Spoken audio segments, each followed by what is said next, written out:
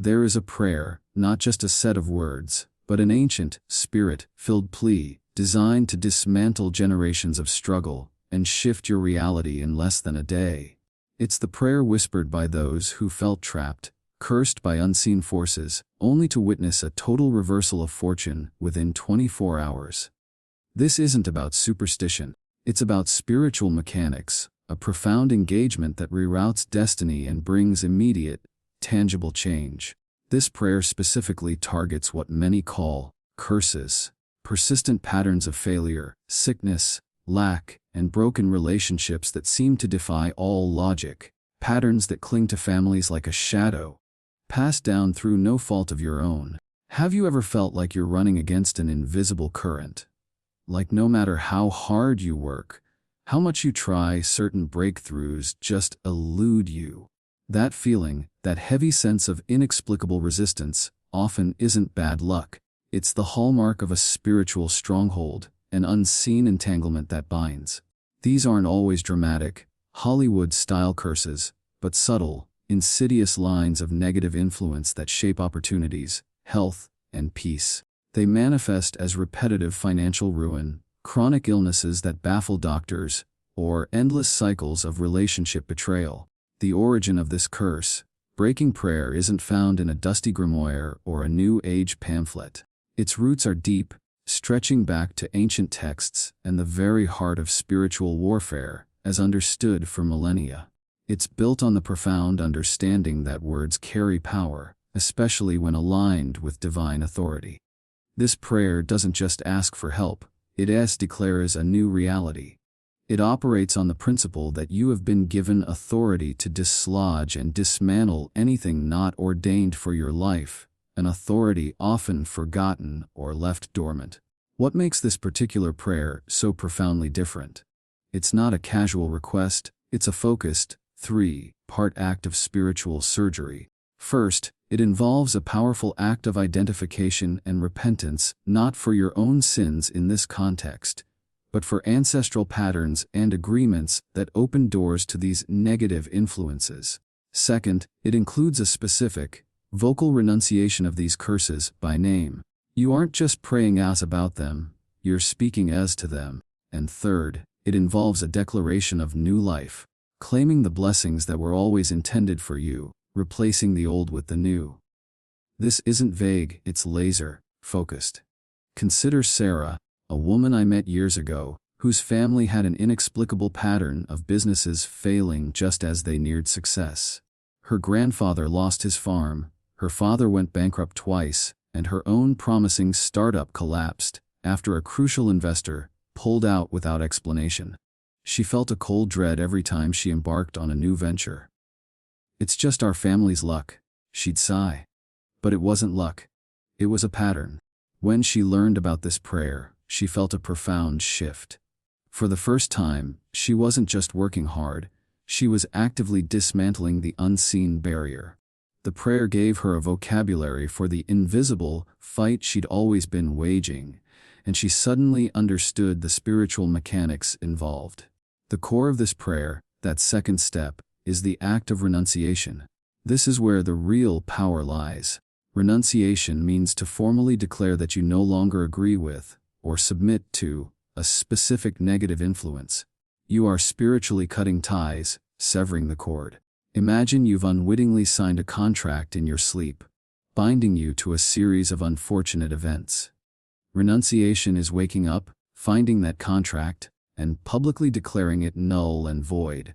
You name the curse, whether it's the curse of poverty, sickness, generational strife, or barrenness, and you declare your freedom from it.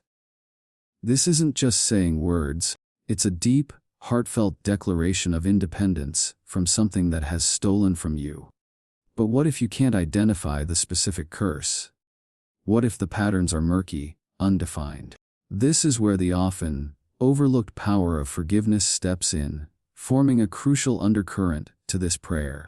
Unforgiveness, whether towards yourself, others, or even a perceived injustice from above, acts like a spiritual anchor, holding you captive.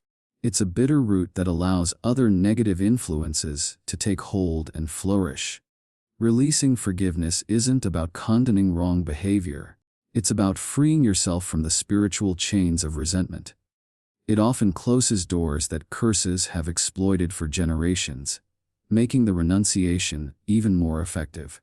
Then there was David, a brilliant architect constantly battling severe, debilitating migraines that no specialist could explain or treat. They ran in his mother's family, impacting his grandmother and aunts. He tried every medication, every alternative therapy. He felt like his mind, his very livelihood, was being held hostage. He learned about this curse, breaking prayer, during a period of intense desperation.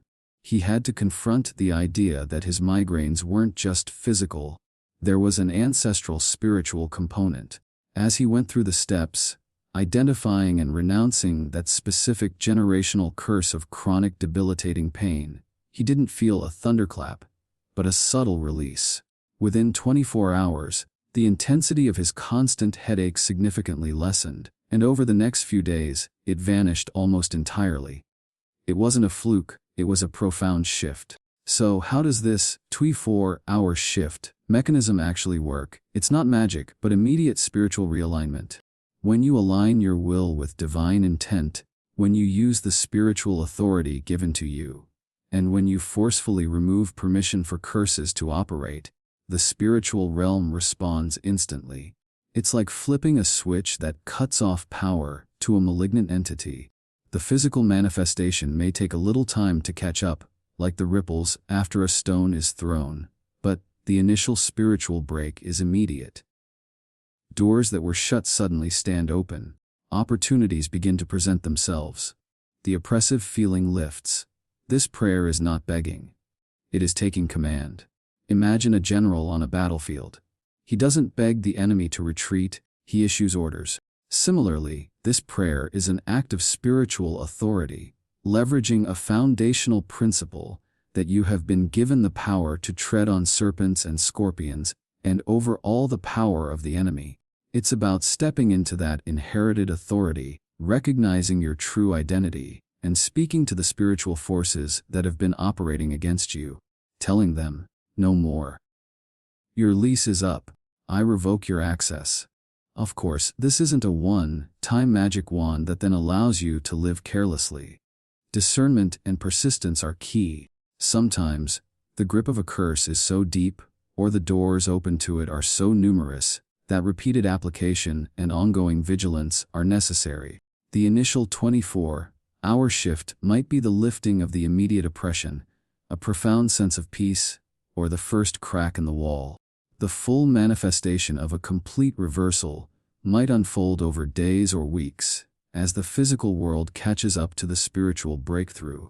But that initial, undeniable shift often serves as powerful confirmation that the prayer has done its work.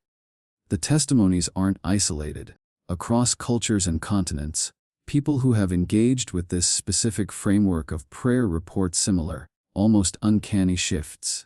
They speak of sudden job offers after months of unemployment, unexpected healings, reconciliation in broken families, and financial debts miraculously disappearing.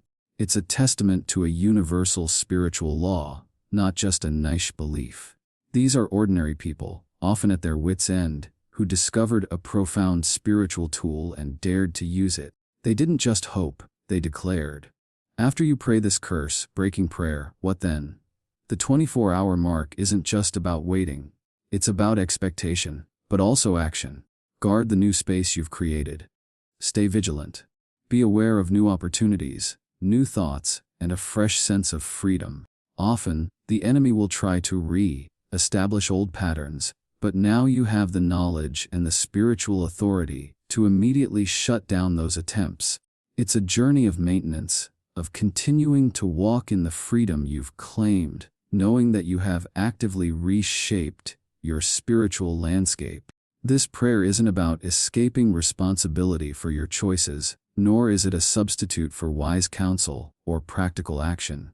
Instead, it's about addressing the unseen forces that can sabotage even the most diligent efforts. It's a declaration of freedom, an act of reclaiming what was stolen, and an invitation for grace to flood into areas that have long been barren. The truth is, you don't have to live under the shadow of inexplicable struggle.